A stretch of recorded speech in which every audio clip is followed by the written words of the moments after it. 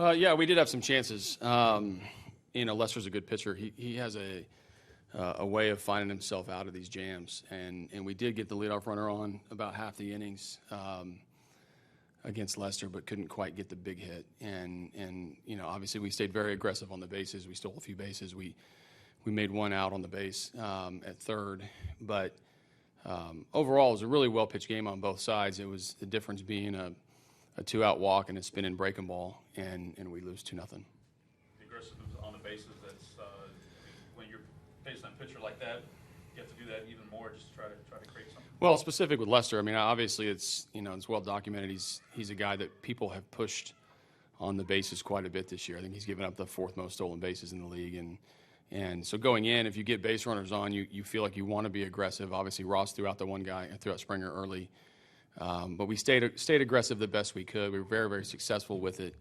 The mindset going into the game being aggressive obviously comes back, and perfect throw by Ross, perfect tag by Baez, and Bregman is out at third. But I was proud of the way our guys took the game plan into the game. Maybe minus the one pitch, like what you saw from Musgrove today. Love what I saw from Musgrove. I mean, the 2-out walk came back to bite him. He got away with it when he walked Bryant with 2 outs as well. So a couple of 2-out walks will be the learning lesson for him. I thought he battled really hard to finish his own outing. Was very impressive.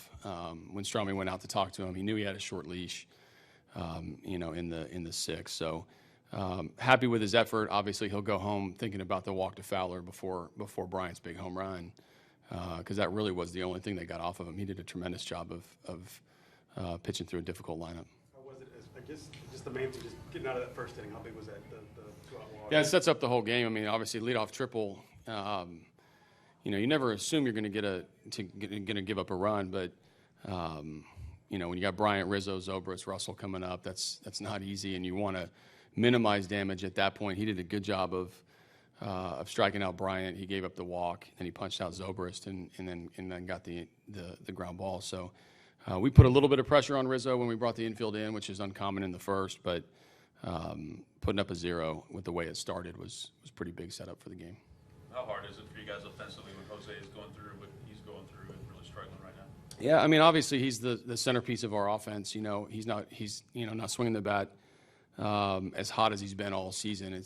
Anytime he goes 0 for a game, it's magnified because it's Jose Altuve. I mean, he doesn't have Correa behind him to pick up the pieces. Gurriel's swinging the bat very well.